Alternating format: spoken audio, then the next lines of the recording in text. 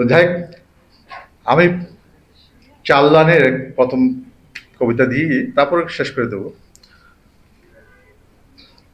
এখানে বসে লেখা কবিতাটা কিন্তু অন্যখানে, এখানে বসে তাদের কবিতা শুনতে শুনতে আমার লেখা। পাহাড়ের কুলে ঘেরা সবুজ, সবুজের রাজ্য নিরালা, ঝর্ণার সুরে বাজে প্রকৃতির চিরন্তন মেলা। পাহাড়ি বাঙালি জীবনের গল্প নিয়ে পাহাড় কথা কয়, পার্বত্য চট্টগ্রাম যেন স্বর্গের আরেক জনপদ হয়। আসলে কবিতা দিয়ে কবিতার ভাষায় উত্তর দিলাম আমি আর কি। কারণ আমি যদি প্রথম প্রশ্নটা করি, এই রাষ্ট্রকে আমি কার, সেক্ষেত্রে আমার আরো চারটা লাইন কবিতা আছে। রাষ্ট্র তুমি কার, রাষ্ট্রকে খুঁজে আমি নাকি রাষ্ট্র খুঁজে আমাকে, এই প্রশ্নে কেটে যায় অগণিত অস্থির সন্ধ্যা।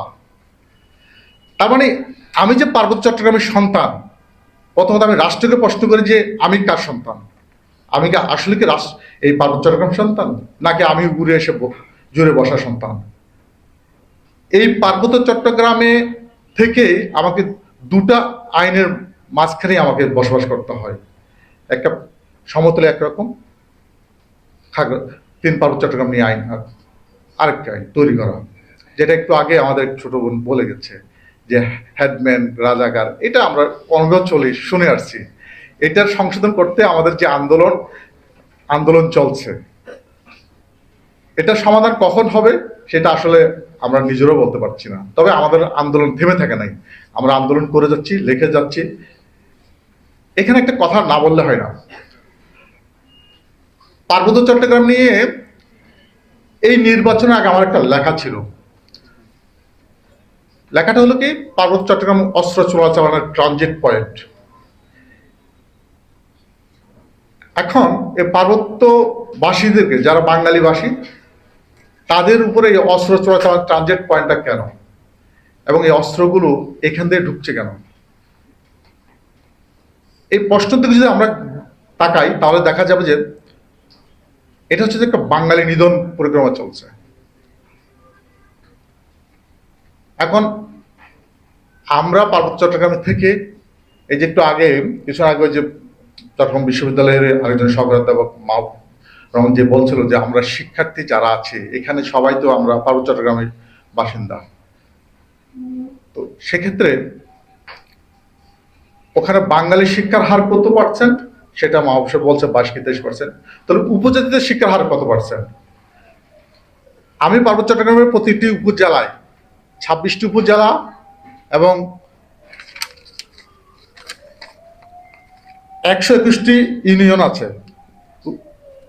এই উপজেলা থেকে যদি আমরা গড় হিসাব করি, পুরো পার্বত্য চট্টগ্রামে কিন্তু এখন উপজাতিরা 80 মানে 80% মতো শিক্ষিত হয়।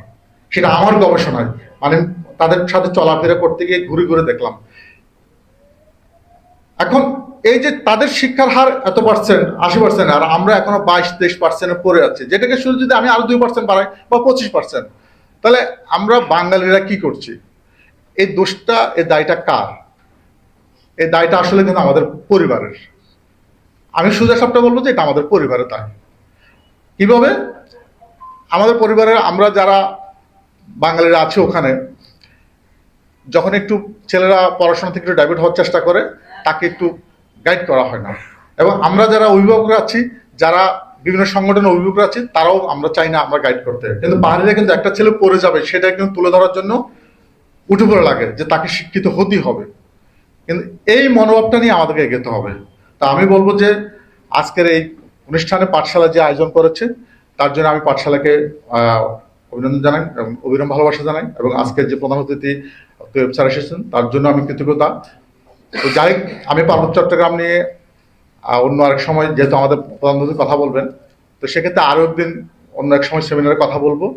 এবং আমরা যারা সিইউর ছাত্র আছি এখানে যারা আছেন, আমি একটা কথা বলবো, পার্বত্য চট্টগ্রাম হিসাবে আমি যেহেতু প্রেস ক্লাবে আছি এবং মিডিয়াতে আছি, কোনো সার্বিক সহায়তার প্রয়োজন লাগলে অবশ্যই আমাকে নক করবেন। আমি